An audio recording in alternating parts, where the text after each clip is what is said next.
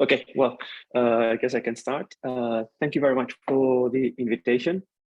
It's a pleasure to be here, even if it's only remotely. I would have loved to be here in person, but for personal reasons, I couldn't make it. So sorry about that. So today, I'll be talking to you about the Gregory-Laflamme instability of black strings. This is a problem from the gravity side. This is a problem which also have many connections to the work by Masanori and collaborators on the Monte Carlo models to try to understand the microscopics of this system. But as I said, today is about gravity. And this is work I've done in collaboration with my two PhD students here in red and some other folks. So let me start with some motivation. What are black strings? So black strings are amongst the simplest solutions of Einstein's equations in vacuum in high dimensions. You take the Schwarzschild solution and you just add a flat direction. And it turns out that this solves the Einstein equations in vacuum. And here in this talk, I will be considering the 5-dimensional case. So we take 4-dimensional Schwarzschild and we add a flat direction, which we then compactify so that the system has finite mass. So this black hole has a horizon topology S2 inherited from Schwarzschild times S1, which is the non-trivial S1 in the space-time. So this seemingly boring spacetime turned out to have very interesting dynamics, as was first shown by Gregory-Laflamme in the early 90s, who showed that when the strings are sufficiently thin, so the thickness of the string is measured by the dimensionless parameter, by the dimensionless ratio taken from the mass parameter of Schwarzschild solution over the length of the compact circle. So when this dimensionless ratio is less than some order 1 number, then there exists exponentially growing solutions to the Einstein equations, and therefore linear instabilities. And the remarkable fact about those is that these instabilities cause ripples to develop along the compact extra dimension. So this is a genuinely high dimensional instability. And I must say that this at the time was surprising, because this is the first, to the best of my knowledge, this is the first instability that was ever discovered in just pure gravity. So it turns out that this instability is very generic. It's not unique to black strings, and asymptotically flat, high-dimensional, rapidly spinning black holes and black rings also exhibit the same type of instability. And it turns out that black holes in ADS also have this instability. So for example, in ADS 5×5, there's a Gregory-Laflamme instability that drives black holes towards localizing on the compact space. And other types of black holes in ADS, like black strings or black funnels and so on and so forth. So this is a very generic instability in higher dimensional black hole physics and black holes in ADS. And the study of this instability is one of these problems that has led to many developments well beyond the original problem. So for instance, by trying to understand what was the endpoint of this instability, and I'll come back to this in a second, then new types of black holes were discovered, namely black holes which are non-uniform on the extra dimensions, or even localized black holes in the extra dimensions, and other types. But to study these black holes, one had to develop new methods. So these were to solve the Einstein equations in the case of static spacetimes or stationary spacetimes, and they were first developed by Toby Wiseman in the case of asymmetry, and recently with Toby Wiseman, and I was also involved in this, we developed the sort of modern techniques which are based on the harmonic coordinate, but there are also analytic methods to study deformations of black holes, like black folds or even large C. So I think it's fair to say that all these developments were partly motivated by the study of the Gregory-Laflamme instability. And I think it's also fair to say that in the early 2000s, there were two results that really prompted a lot of research in high-dimensional gravity, just regardless of string theory, and they were the Gregory-Laflamme instability and the discovery of the black rings. Now, of course, string theory motivated other sort of further work in like supersymmetric black holes and so on and so forth. But I think just in terms of pure GR, I think it's fair to say that the Gregory-Laflamme instability and the black rings were the main results that motivated the development in the field. Okay, so there's instability. So the natural question to ask is, what is the endpoint? And this is relevant in this context because it's important to establish weak cosmic censorship, namely this conjecture by Penrose that state that singularities in general relativity should always be hidden inside black holes. And it also relates to the study of what type of singularities may form in general relativity generically. So in the case of the black string, it was shown in the famous work by Louis Lerner and Frank Pretorius in 2010 that a singularity forms in finite asymptotic time. So they considered the perturbed black string and they solved the Einstein equations using numerical relativity. And they showed that the horizon evolves into something that looks like this, namely like there are blobs connected portions of strings and blobs on different scales. So let me discuss this in a bit more detail. So what Lerner and Pretorius showed is that the evolution of the black string is as follows. So the system evolves into a sequence of black strings connecting spherical black holes on ever decreasing scales.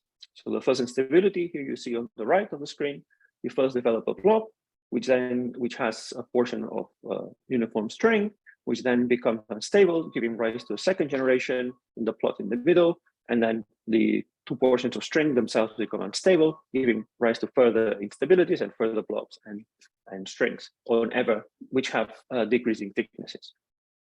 And here the plot on the left, what you can see is that indeed the geometry of the horizon can be understood as a sequence of black holes connected by black strings. So if you plot curvature invariants, like the Kreckmann here in black, or the cubic invariant suitably normalized so that they are 1 for a black string and 6 for a spherical black hole, then you see that indeed these curvature invariants, the horizon, they just match their stationary values.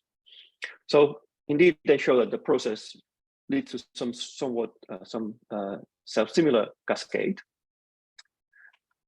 Furthermore, they showed also that whilst the formation of the first generation is sensitive to the initial conditions, then beyond that point, then the dynamic should be universal. So basically, the system should have two relevant timescales, namely T0, which is the time of formation of the first generation, and T1, which is the time of formation of the second generation. So whilst T0 depends on the initial data, T1 is a universal feature of the dynamics, and then the subsequent generations form on a scale which is proportional to these T1, according to Lerner and Pretorius. Namely, there's a factor of 1/4 relating one generation to the subsequent generations. So it takes a finite amount of time to go through infinite number of generations, according to them, and then, of course, you reach zero thickness, and therefore you form a singularity. Also, quite remarkably, they found that the thickness of the black string obeys this scaling law, namely it's proportional to the time to the singularity. Later on, we looked with my students, we looked at different other instances where this instability is relevant, namely in black rings. So in this case, we show also that the black ring evolves in a way which is qualitatively similar to what happens in black strings. Namely, you form blobs connected by portions of string. I must say that in the case of the black ring that you see here on the left, the problem is 3 + 1 dimensional, so it's much harder than the black string, originally studied by Lerner and Pretorius, and this makes it more difficult to get closer to the singularity. We also looked at these rapidly spinning spherical black holes. And in this case, if you restrict yourself to axisymmetry, so you conserve angular momentum, then the problem also reduces to a 2 + 1 dimensional problem like the black string.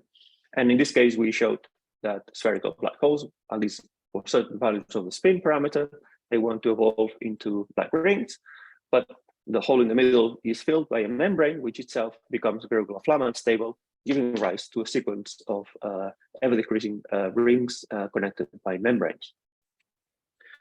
But it turns out that this instability is also important in systems which are not originally Gregory-Laflamme unstable.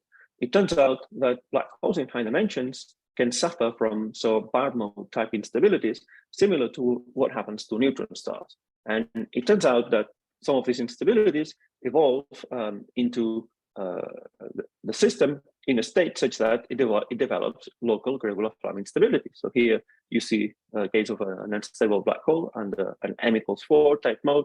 It develops these log arms, which themselves become locally Gregory-Laflamme unstable. So, but here you could say that, okay, in all these cases, the initial black hole is itself unstable, so how generic is this? So it turns out that this is completely generic, as we recently showed, where we study collisions of black holes with angular momentum in high dimensions. This is just the analogous thing as to the events that LIGO studies, but in high dimensions, you cannot have stable Keplerian orbits. So black holes, if you shoot two black holes against each other, either they sort of miss or they merge. And we showed that there's a range of impact parameters such that the black holes form these dumbbell-shaped horizons, which then evolve into what you see here. So the two blobs fly apart from each other, but they are connected by these long portions of string, which become Gregory-Laflamme unstable. And again, here the initial state is completely general, and the initial black holes are stable. So this instability is indeed very generic, and the endpoint in all cases is formation of a singularity in finite asymptotic time. So what have we learned from all of this? So we learned that the weak cosmic censorship conjecture is false in dimensions higher than 4. And even if it's false in the best possible way for classical predictivity. So the reason is the following. So the region where these black holes will pinch off is essentially microscopic. So somewhat quantum gravity will take care of the pinching, but this will involve only a handful of quanta. So it will not affect at all the dynamics of the system at macroscopic scales. So that's what we expect, and that's essentially what happens in fluids. So one of the open questions is to see whether this is the case in GR. And that's what I'm going to turn to next. So, but before that, so then why looking to this problem again? So the famous results by Lennon and Pretorius are 12 years old. So I think the problem is sufficiently important that someone should reproduce it independently. But I want to draw your attention to the following. So here I'm going to play a simulation by Lennon and Pretorius of the system. And you see that the uniform string evolves into these blobs connected by strings, and they themselves become unstable. You form a second generation, and then you form the third generation, and then you start seeing glimpses of higher generations. Now, the initial conditions that they picked are such that there's no net momentum. So once you form the first blob, then there's a uniform portion of string, and the system by then, as I said, has forgotten about the initial conditions. So then if it's the Gregory-Laflamme instability driving the evolution, then and this instability is controlled by the first harmonic, then the second generation blob should form at the center of the portion of string, which is basically because this mode has this symmetry. So from then on, then the system should be completely symmetric with respect to the second generation blob. And as you can see here in this final snapshot of their video, then clearly this is not the case. The Z2 symmetry about the second generation is clearly broken. And the question is whether this is due to truncation errors or there's something deeper about it. So that's one issue that we wanted to clear up. And the second motivation for us to look into the problem again is to get closer to singularity and try to understand what type of singularity controls the pinch off. And Lennon and Pretorius only looked at one type of string, so it would be interesting also to look at strings of different thicknesses, different dimensionless ratio, and see what happens in this case. And as I said, the Gregory-Laflamme instability is very generic. So, but the black string is still the cleanest system. So if you want to learn about the nature of the singularity and these other things, then clearly we should be looking at the black string. So the outline of the rest of the talk is the following. So first I will discuss our approach, and then I'll present some results and finally conclude. So what we used in our simulations is the so-called CCZ4 formulation of the Einstein equations. This is just, if you want, a glorified version of ADM, which has the nice mathematical properties that you can, so that allow you to put the system in solve it in a computer. The drawback is that the equations are exceedingly long, and the wave-like nature of the Einstein equations is hidden. But the advantage is that you don't have to do excision. So that's a computational advantage. It turns out that getting stable evolutions in dimensions higher than 4, beyond the traditional black hole binary setting that LIGO is studying, it's harder, but we developed methods that allowed us to do that. And since in the evolution of the Gregory-Laflamme instability, we are essentially only interested in the dynamics along the string and in the dynamics in directions transverse to the string, we can reduce the problem to an effectively 2 + 1 dimensional problem, just as Luis and Franz did. And we use a modern code that we developed in the past few years with collaborators. So in our work, we considered strings of different thicknesses. We fixed the mass parameter of the Schwarzschild solution to be 2m = 1, and then we choose strings of different lengths. So the case L = 10 is the case that can be directly compared with linear Pretorius, and therefore we consider a string which is thicker than theirs and 2 strings which are thinner than theirs. So we use slightly different coordinates for the initial data, and the coordinates we used are also horizon penetrating and have the advantage that special sections are flat. And this turned out to be better for us because we started with constraint preserving initial data, and having special sections turned out to be technically an advantage because the initial data is manifestly smooth. But anyway, this is a technicality which is not so important. So we start with a small perturbation that violates constraints, but the equations have constraint damping terms. So we, and if this perturbation is very small, then you basically get back to the solution very quickly, exponentially quickly. So that's not an issue. So one thing which is important about this system is that in order to solve the equations, one has to use adaptive mesh refinement, because the horizon, basically the Gregory-Laflamme, you can think of it as a somewhat turbulent cascade. So the horizon develops structures on different scales in both time and space, and those are random. So you need to resolve these features as they appear. So adaptive mesh refinement is really not an option, it's a necessity in this system. So one can choose attacking criteria based on the local errors so that your mesh kind of follows the geometry of the horizon. And this seems to be very sensible because it optimizes the computational cost. But if you do that, then typically the levels that you get will not have this Z2 symmetry that I was alluding to before. And if you do that, then if you have this sort of tagging criteria based on local errors, then your code will refine all the time. And at the level boundaries, because the interpolation and extrapolation that the algorithm has to do, then there's a constant input of high frequency noise that over long times can pollute your simulation. So getting this under control was hard for us, and what we ended up doing was perhaps a very simple solution, but sometimes the simple solutions turn out to work. So what we did is to fix the levels to have a rectangular shape.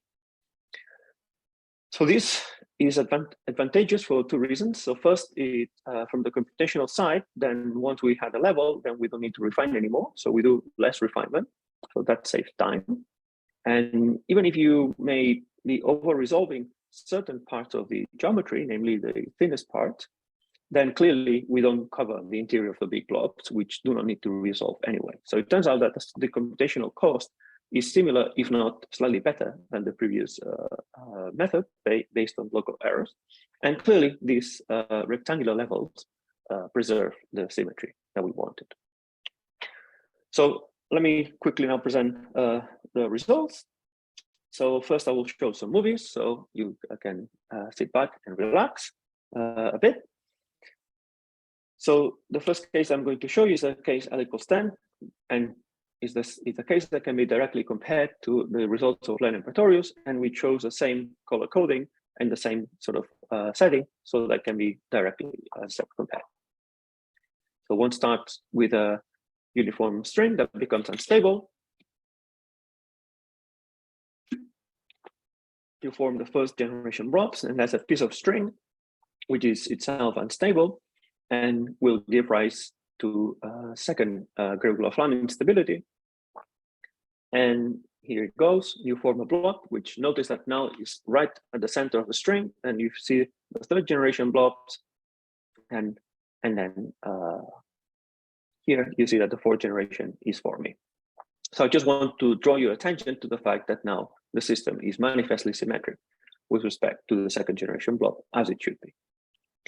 Then we'll take a look at the another string. In this case, the movie is slightly different, so you should identify the ends of this horizon. This is in a way more realistic because the string expands in proper length as it grows, and this is reflected in this movie. It wasn't in the previous one. So again, you form a blob, and now notice that the blob, the form of the first generation, is much larger compared to the portion of string that's left, and that's a general feature for thicker strings. So the thicker the string, the bigger the blob, the first generation blob is, and the thinner the strings. And therefore, in higher generations, you see here in the third generation, you see that two blobs, and this is because the strings in this case are much thinner, so or compared to their length, so you can excite higher harmonics. And the last case I want to look at is L equals 12. So that's a longer string, same thickness. So it becomes unstable in the same way. And now notice that the size of the big blob is smaller compared to the thickness of the portion of string that's left.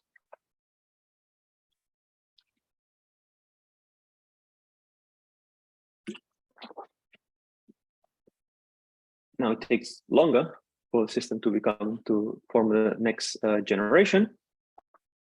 And here it goes. We form a second generation. And now the size of the second generation compared to the first one is larger than before. And now the third generation is starting to form here close to the second one. But you see that as it grows, it also moves towards the second one. And in fact,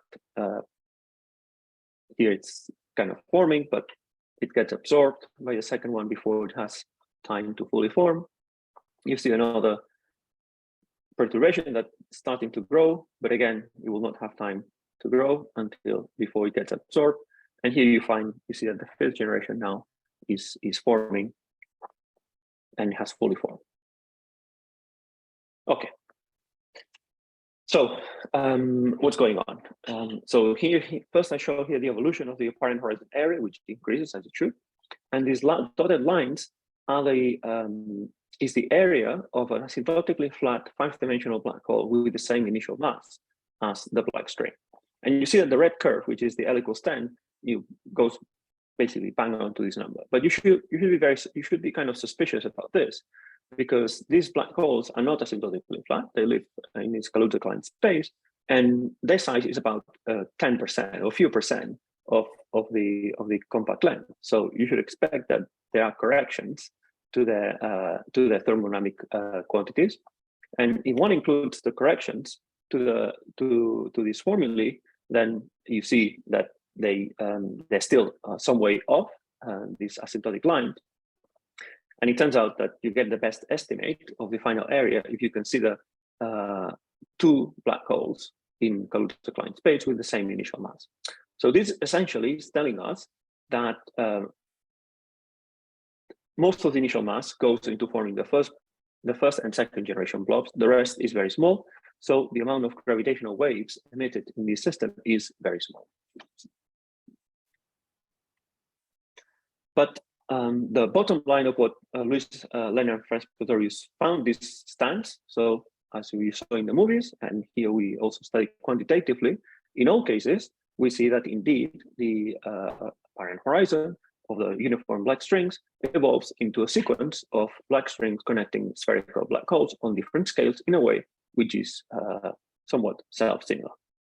So here you see the top plot is L equals 8, and then from top to bottom, L equals 8, L equals 10, L equals 12, and L equals 16. And the last plot is a zoom in of the thinnest part of the L equals 10 case. So you see that most of the geometry is basically approaching a stationary state, and the dynamics happens on very small scales.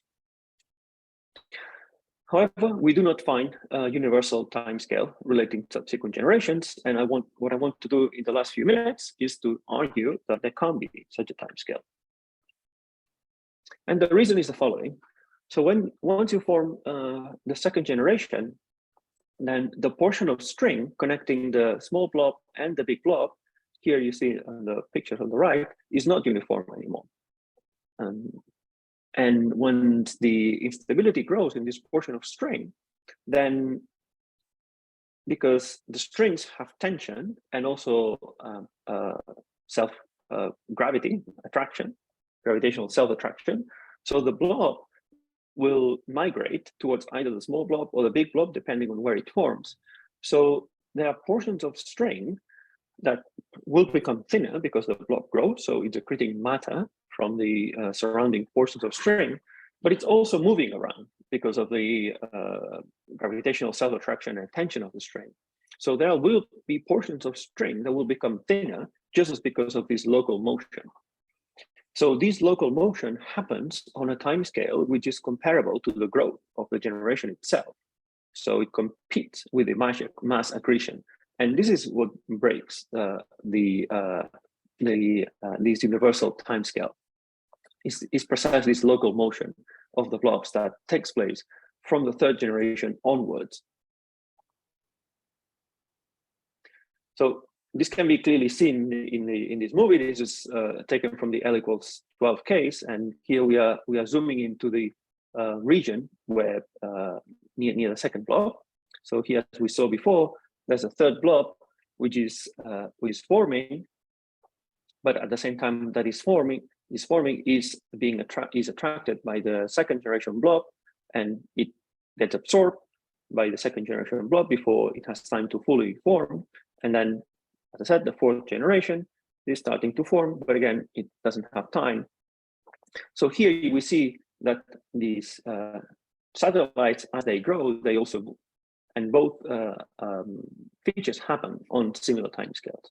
So that's why you can't have a universal timescale, because there's this local motion that takes place from the third generation onwards.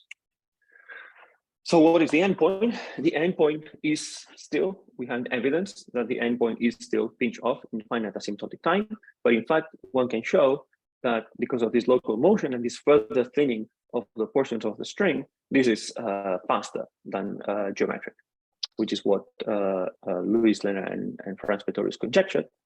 And indeed, we find that the thickness of the string obeys this scaling law, and the coefficient turns out to be within errors, is independent of the string. So it seems that there is some evidence that there might be a universal scaling solution governing the pinch off in the case of GR as well.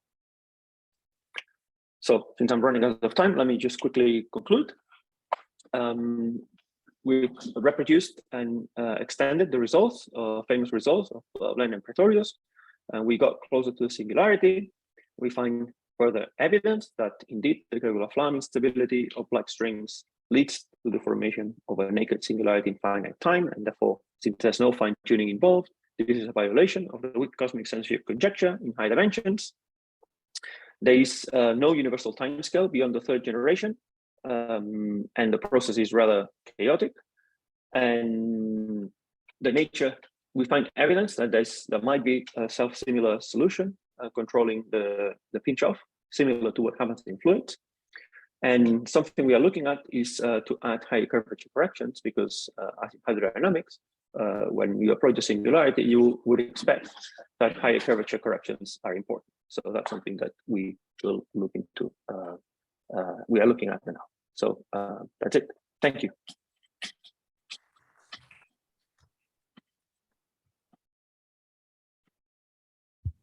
Question or comment?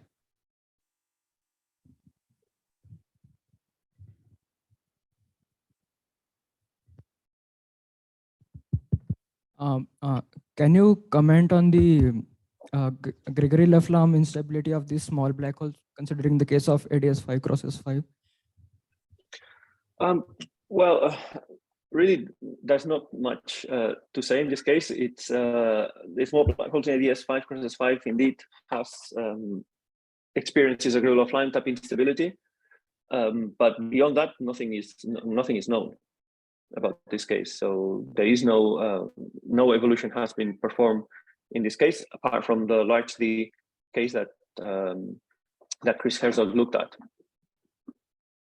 And in case of, let's say, this flat space case, how does the thermodynamics work? Let's say I go to the Euclidean black holes, and so how does this different singularities contribute to the thermodynamics? Well, I mean, I think in this case, because the system is highly dynamical, so it's out of equilibrium. So I'm not sure how to relate this to the thermodynamics of the system. So I mean, the only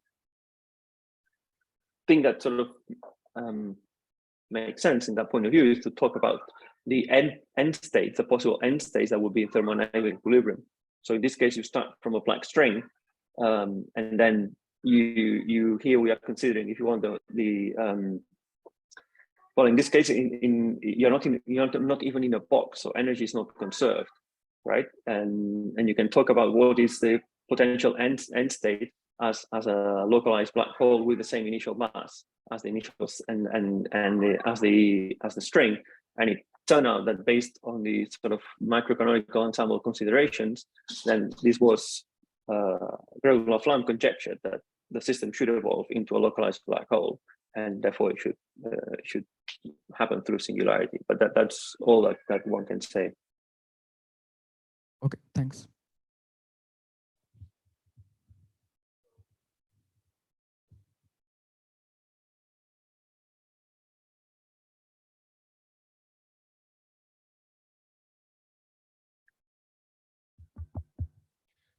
There is a work by Sorkin and Cole where they studied this problem in arbitrary dimensions. But as far as I understand, you are considering only 5 dimensions. So what about higher dimensions? Is it how does this compare with the work of Sorkin and Cole? Well, I mean, Sorkin and Cole, they only looked at the 5 dimensions case. Sorkin himself looked at the non-linear constructed solutions slightly away from the black string in nonlinear perturbation theory. And so he found that the thermodynamics of the system changes at 13.5 dimensions. So it turns out that beyond this number of dimensions, non-uniform black strings can be dynamically stable. So in high dimensions, then the evolution of the Gregory-Laflamme instability will be towards a non-uniform string, and therefore there won't be any singularity formation in finite time. That happens in dimensions higher than 13. So this was looked at by Roberto Imperial and collaborators in the large D limit, and they showed that indeed the system evolves into a non-uniform black string, and there's no singularity formation in that case. Okay, thank you. Somewhat related to that question, I wonder, so your similar calculation applies to the case of black string, black hole transition in the system of D1 brane system, which is dual to, okay, so somehow gauge theory should know this weird multi black hole connected by string. Okay. But probably nobody has a guess what kind of quantum state is dual to. Well, I suppose that the problem is that this is a highly dynamical state. right? So this is not this sort of state of blobs connected by small strings. This is highly dynamical. So it will be very hard to understand from the point of from the point of view of D1 brains. Okay, thank you. Any other question or comments? If not, let's thank speaker again.